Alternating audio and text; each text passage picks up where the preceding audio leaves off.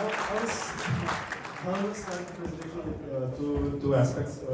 First, the slides are available on the end slide, so you have a QR code where you can download the slides. And second one, if you stick till the end, I have a surprise also for everybody. So thank you for having me. So my name is Ziemba Radu, and I'm managing partner at Dev.Play Games. Managing partner is like this fancy name we came up for, like doing everything in the studio to keep the boat sailing. So on top of that, I'm a game designer and product owner of a game called FabZero. But let's not talk about that today. We did other games in the past. Even though FabZero is like 5 years old now and we've worked a lot on it, our most notable other title would be Battlefield Online, which was a real-time multiplayer game. But let's go back to the spicy things. So this is a post-mortem in a way. I'll go through all the lessons that we learned with FabZero. And to do that, I have to talk what FabZero is. And FabZero is an idle clicker game with a blend of adult dating sim. It started off like that, but right now it's more of an adult dating sim and less of an idle clicker. To get an even better idea of what FabZero is, I have to remember two other products. One of them is called MadZero, which was the original FabZero and the game that started all the important parts of the idle clicker. And then FabZero, and the last one is what MadZero should have been, but safe for work from FabZero. And this is the trailer, and it's the least safe for work thing I have.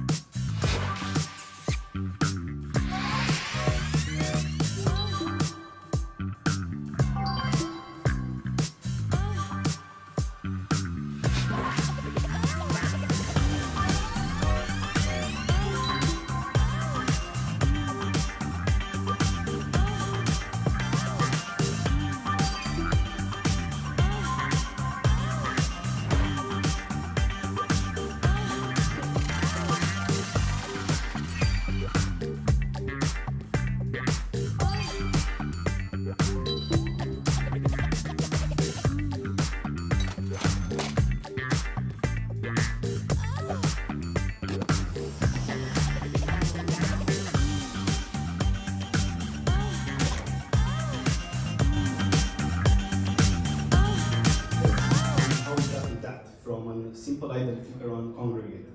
If you look at the timeline, we started the game somewhere in 2015, and from then we launched the game on Congregate in 2016. We then moved on to launch FabZero in 2018 with 20k user, and today FabZero is a 10 million player game with 5 years of live ops into it.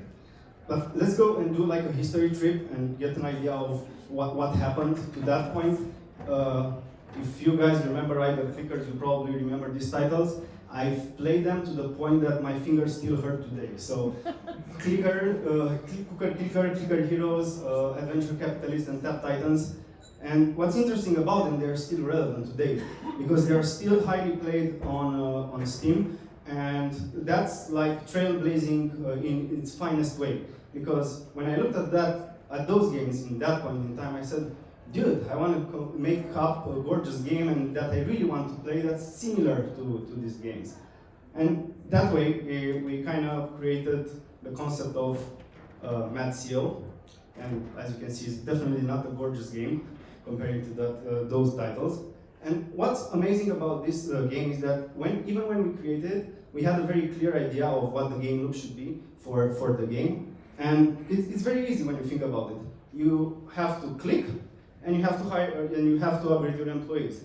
And players basically do that for a while, and they get coins when they click, and they use them to make upgrades to their employees. And at a certain point in time, you have to an upgrade threshold on the employees, and when you hit that threshold, you're able to sell the company, you get shares, and you lose all your progress, and then you can upgrade your company with the shares that you made. And this is the essential core loop of the game. And what's interesting about it, that to this day, this still is the core gameplay of FabZero, with a lot of other loops and things that happen. And in this video, this is MadZero after 4 months from that picture. And you can very clearly see what the gameplay loop is, where we upgrade the employees, and at some point you will sell the company. And we thought, what can we actually do from this point onward that would make the game a little bit more fun? So we came up with like funny character names for all our employees, like Just in Time, or Will Be Richie, or Early Riser for the old guy. And it adds a little bit of very interesting twist to the game. And what happened next is that we took the game to Congregate on their beta initiative. The beta initiative is something where all the users come up with very nice comments about your game. And I will always remember this one. No content, no game dev, no clicking, nothing. And in a very interesting way, this is a bit foreshadowing, because the user that gave this comment is called CreepX66. So yeah, I think he knew something 2 years ahead of his time. Another interesting thing that we did, and it's another foreshadowing event, is that we launched the game on September 26, 2016. At the same time, I was pitching Mad CEO at Dev.Play, and at the same time, Sir Ian Livingstone was having his keynote. So this year, I'm basically having a postmortem of the game, and Sir Ian Livingstone has his keynote tomorrow. So another foreshadowing moment in a way. We took the game to Miniclip, and for Miniclip, we did something that's a bit different, is that we branded the company and all the elements of the game with their logos and stuff like that for 8-pool, and we also branded like characters, and you can see me with a Miniclip hoodie. What did this thing to us is that Miniclip really liked us because we put a lot of effort, and they gave us a publishing deal for a mobile version of Mad CEO, which we signed immediately. And then the first question came from them to us. Would you like to convert the Flash game to Unity at your own cost? And that was a big problem because we didn't have any money to actually do it. And we had to look for alternatives. And in that moment of time, Nutaku came in at the next Dev.Play, and they said, you should put some boobs inside the game, literally word by word, and launch the game on Nutaku, and we'll pay for it. And we signed the deal immediately because we wanted the game to be able to have it in Unity, and so we can come back to Miniclip. What we didn't know at the time was that this was the end of Mad CEO, and we'd never come back at that point ever again in time.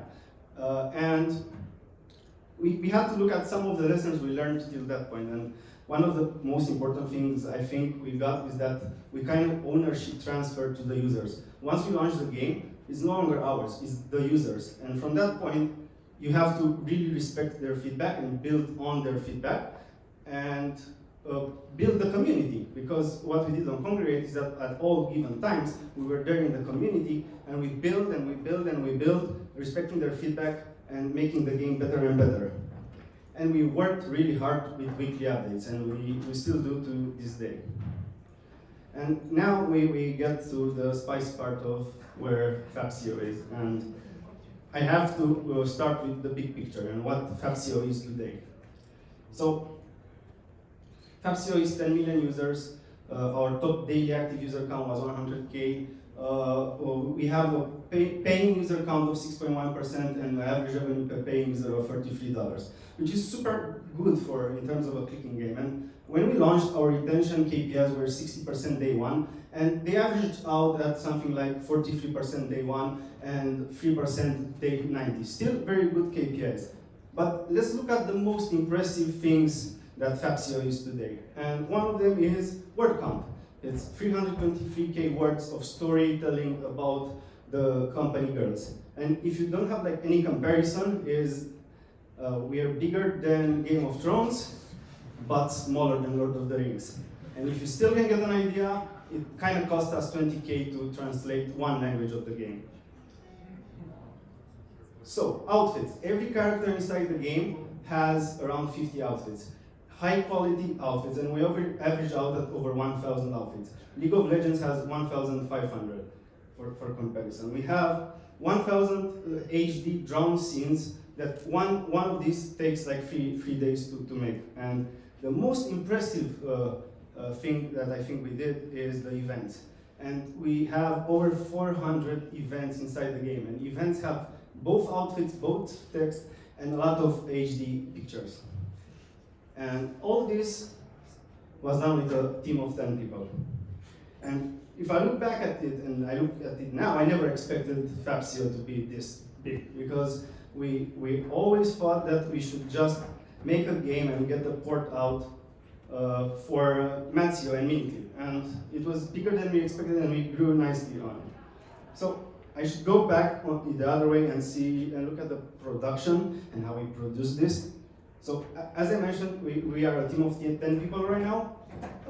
But when we started the company and FabCO, we were a team of 6. So we didn't have any art team to actually do that. So I started evaluating what our strengths were at that time, and we had like a very solid game because we knew that from Congregate and Matio. We had like very good system design, we had execution speed and decent enough UI UX. On the flip side, you have to look at your weaknesses. And the first thing that we didn't know at all when we started FabCO was live ops and monetization. And we had to learn it after we launched. VFX, to this day, FabCO is very bad with visual effects. And the platform, which Otaku is very much different than Android or any other platform. So back in those days, we kind of were at the office and we were thinking, we're the 3 guys in the shadowy room of our office, and said, we have Matio, but how do we turn this into an adult game? And we had a lot of questions to our mind coming, like what will be the audience and what features should we have, how will we monetize them? And we kind of came up to the idea that we should split the content of the game in 2 parts. And we had adult dating sim users and idle flicker users. And we knew for a fact that on Otaku, the adult dating sim ones spend a lot of money, and the idle flicker ones don't spend so much. So we had a rough idea of what the game should have been and how to blend these together. Moving on, we still had questions about how will we integrate the adult sim part. Because it's quite tricky to come up with something that doesn't feel funny. And we said we should go the complete opposite way and build up some very close to real life fantasies with this game. So we basically recreated a system that feels in a way like Tinder, and with top 15 fantasies that everybody in this world has. And this felt like a very natural thing, and everybody enjoyed it so much because it felt personal. And all the conversations you had in the game were very, very personal. Now, moving on, we were coming to a conclusion of what this should be, and it felt like we should keep the idea of being the CEO because it felt like a powerful thing, and also a company. So we came up with the idea of a video chat company, and we flipped 2 letters inside the name from Matio, and FabCO came out. And it was very simple to just transform the logo from that point. And what I think we did really nice is that we had this whole idea of, like, we want to keep the game very free to play friendly, because all the events in FabCO you could finish without spending the time, and this got the users to be very happy with our game. It's very accessible for everyone. The tutorial can be done in 2 minutes, and we have a 97% tutorial pass rate, which is unseen on the platform. We did a very good thing with the genre, because the game at all things seems like a very complete adult game. It's not a normal game with an adult meta. It just all around feels like it's giving you the whole thrill. And the next interesting thing is that we had an industry-shaping system.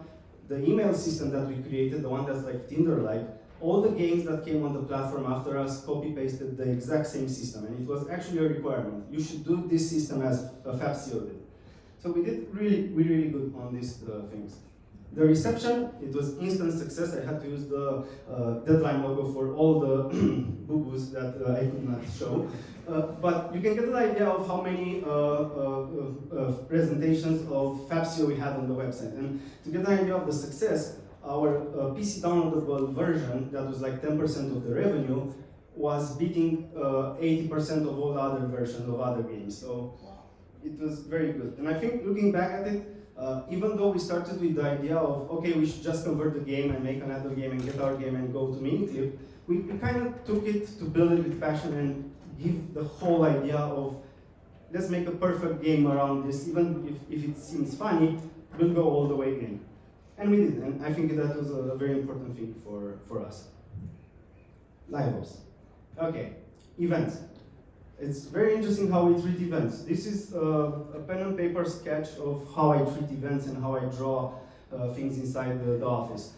every event, every feature inside the game starts like a pen and paper drawing of mine that gets inside the artist studio, and they draw the event on top of that. Yeah, it's kind of shitty, I don't know how to draw, but it gets the idea out, and it's very important.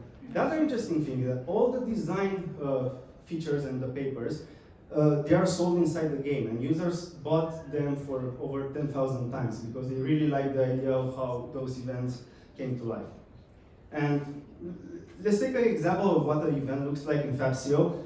It's a completely other thing that you would expect. It's a complete different game inside our game. So this is, for example, a Monopoly event, which we kind of transformed it into a complete idle clicker at its own. And what's interesting about it is that it's completely separated from FabCO, but it also gives you bonuses inside the game. And you can only play this once per month. So if we take a look of how a month of FabCO looks, is that we have 12 events and a lot of outfits and a lot of words that go in each month. And how that looks is that we start with a timeline, and based on that timeline, you can see that we don't have gaps. It's all the events are back to back to back to back, and there's almost no empty spaces in our schedule. And very interestingly enough, it's how we do this, because it seems very complicated with a team of 10 people. And we have like two very complex systems that we use, that we make internally, not Slack and Google Sheets.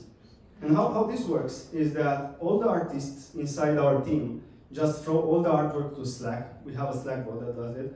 They go directly to Facebook and Discord. They publish directly in the game channels without us touching them from that moment onward. They go inside the FabCO backend that goes to the content delivery network and then goes up to the game. And on the flip side, we have the Excel backend where you can put translation, story packs, and items, and they go inside the game. Well, now this seems like a very simple system, which it is, because what we tried is that if I pick somebody in the room, in 4 hours of a tutorial, they will know how to put events into FabCO. We looked for the most simple way to do it, because right now the LiveOps team doesn't even have a tech guy or a designer. There's only like the art team and a digital release manager that is in charge of these events. And he can train anybody new in 4 hours. So I think we kind of made events easy because we needed a way to be able to do other things as well. So let's go to the monetization part. And here I have to like have a small intro into what monetization is. And the concept of spending max is quite important, and I have to have like a comparison. And I'll compare ourselves to AFK Arena, right? And in FabCO, when we launched, with $3,000, you would unlock everything inside the game. Well, in AFK Arena, you need $5,000 for just one character.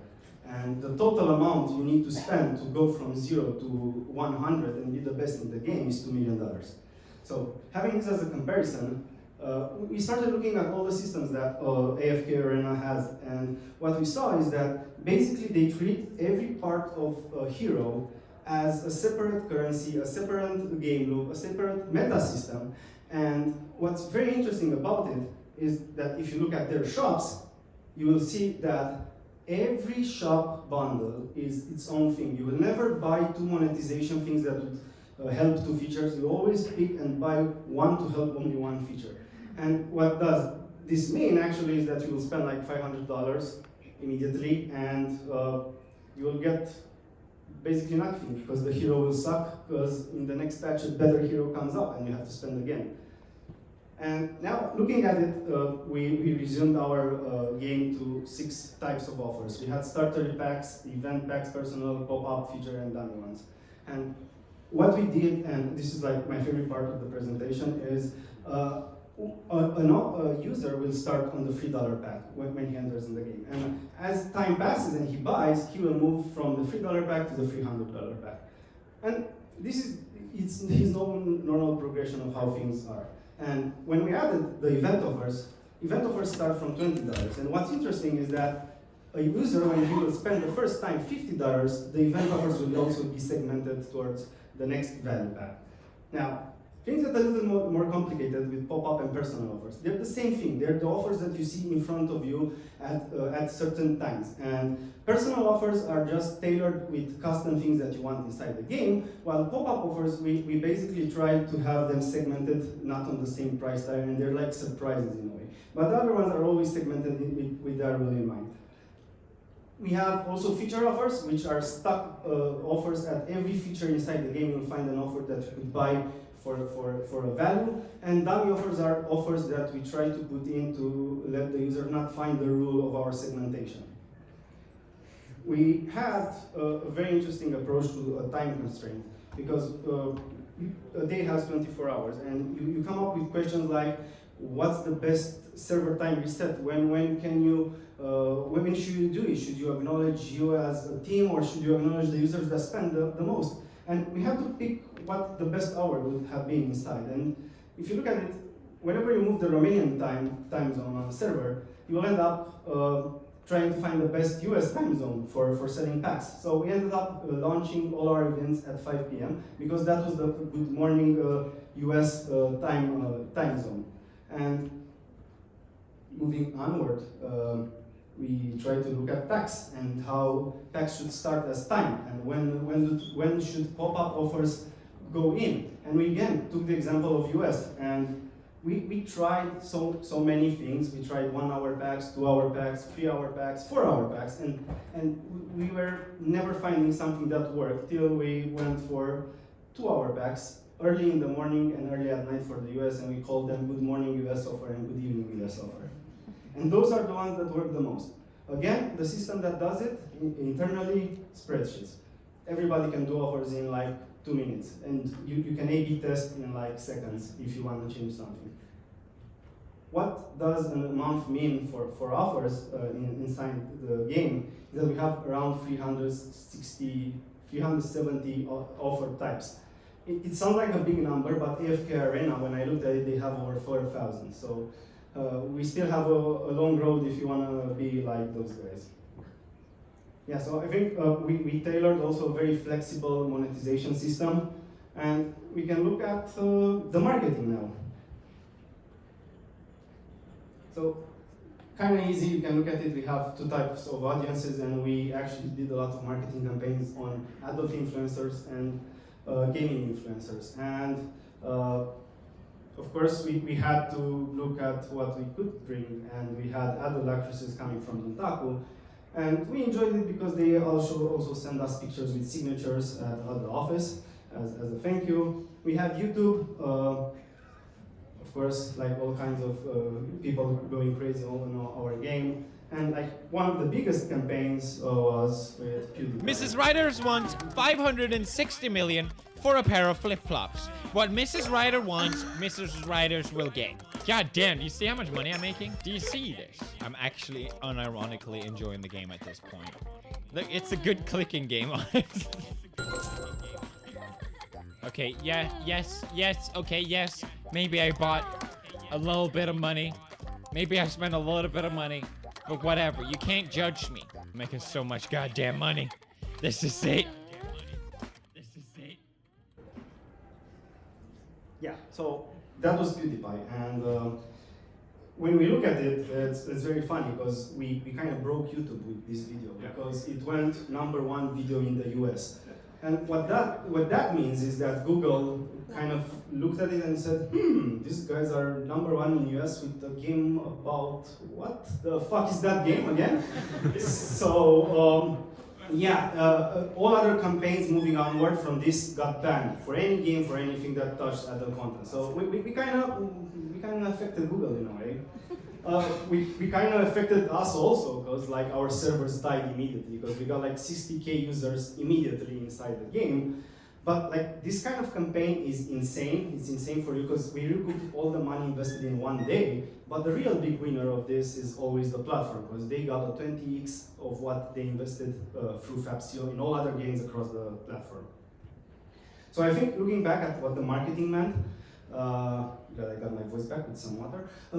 We built something that was very gamer specific, and whenever we had marketing campaigns that were attributed to gamers, they loved it. And we saw that in retention numbers and in monetization. And what campaigns worked for us were PewDiePie and everybody that was a gamer at heart.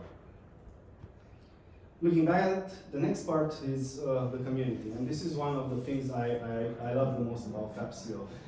We had the 60K Discord. And it seems funny, like you see the sad cat, but the sad cat is me inside the Discord. Because I created a persona and I was there for the users all the time. And I spent like shit amount of time in the Discord with over 7,000 messages. And I created like this neutral persona that was always like talking about design, and whenever there was something like somebody had a fight, I was like, I'm just a cat, I can fix it for you. And this worked very well because on top of everything else that we did, like Q&As, characters, contests, and pools, the users really loved us, and they got some very cute quotes of how to this day the sad cat for them is me, and whenever they see it on the internet, it means that the good times they had with FabCO. And for many of them in the Discord channel, this was a life-changing game. Even though it's another game, we created a very strong community feel, and they loved us for that. And they loved us so much as we poured love into them that they created the biggest wiki on the Nutaku for our game, and I thank all the users that did that on their time, and I'm very grateful that we had them part as our team, but not internally. And I think the thing with the community is that if you love them, they will love you back. And they will feel immediately when you care about the game. Because after 2020, when I stopped talking in the Discord, the community died. Because I was part of the community so much, and they felt like, okay, they don't care about the game anymore. So yeah, kinda important. Now this will be fun. Top spin-offs of FabCO, because we had to create 4 other versions of this game. So, FabCO Man Edition, yeah. I don't have to go into this, you kind of get what this is, right? The next version, FabCO Japan, completely translated and blurred for the Japanese audience. Oh, hell to put live because of what the translation looks. Dream Babes, which is like the safe for work version, the finality of this game, and MadCO with an idle dating sim on iOS and Android, and Stream Babes. Stream Babes is basically our attempt of going to Steam and publish the game there, and we got banned immediately. And this is the first time I can use Einstein inside a talk, because he said, Insanity is doing the same thing over and over again and expecting different results. And because we are a bit nuts, we tried to go with our Dev.Play account and publish FabCO. We got banned again. And we tried with our Boombox account, which is like a pseudonym for FabCO. And then we used, smart enough, another different name for the game, Stream Babes. Banned, of course. We tried again on Otaku with a different name. Maybe they don't catch us. Bang. Not another company that SRL. I'm not proud of that one. We made a company just to release the game again. Bang. After 3 years' time, we came back to our Dev.Play account and we said, maybe they forgot about us. Bang again. And after that one, I got a bit drunk in one night and I rage-mailed Gabe telling him that he should put the game on the platform. He never answered, of course, but you can see like the email down there. It's actually sent him a rage email. Not proud of that one. And we tried again with our last version, and this is funny because we made the safer word version and we got banned on that one also. So I think Gabe doesn't really like us, but whatever. All these games, a lot of work, and well, $0.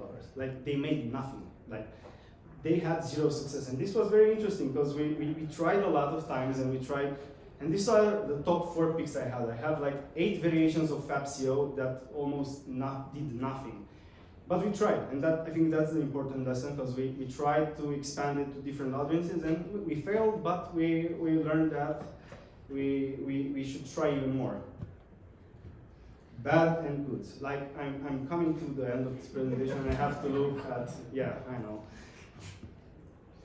Other things that kind of fucked us in the long run is third-party solutions.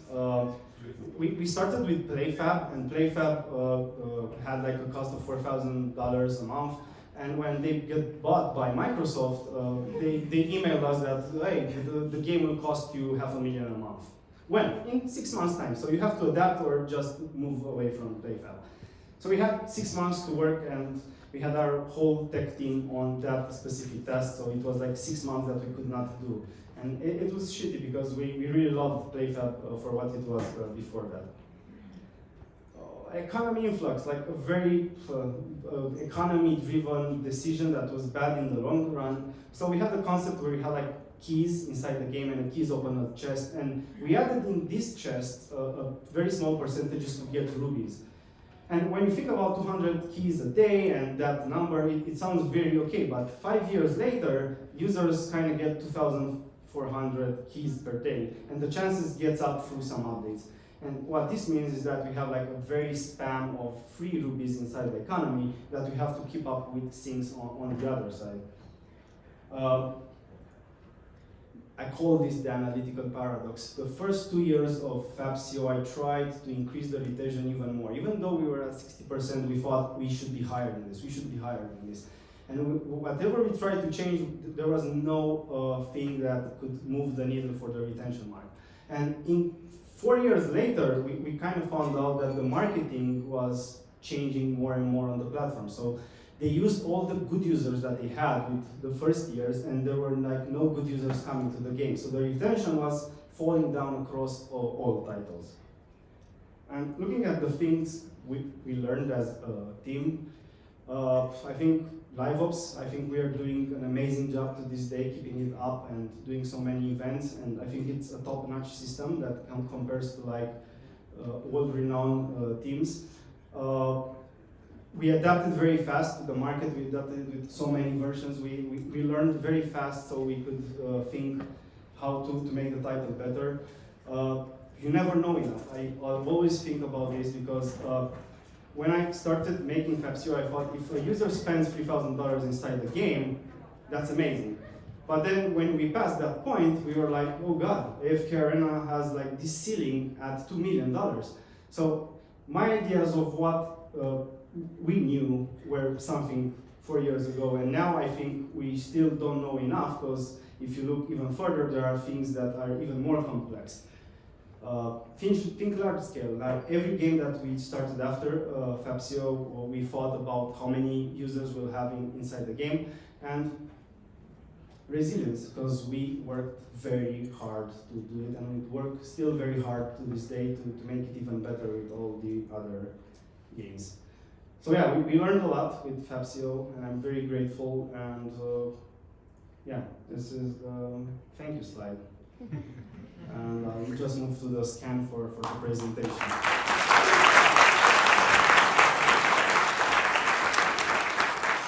Now, for the surprise, in that corner of the room, I have small bottles of wine with FabCO. For everybody that lasted till the end, I have 100 small bottles of wine for FabCO. Oh. They look like this. So everybody who goes there, you can pick one of these small red wine bottles. Nice.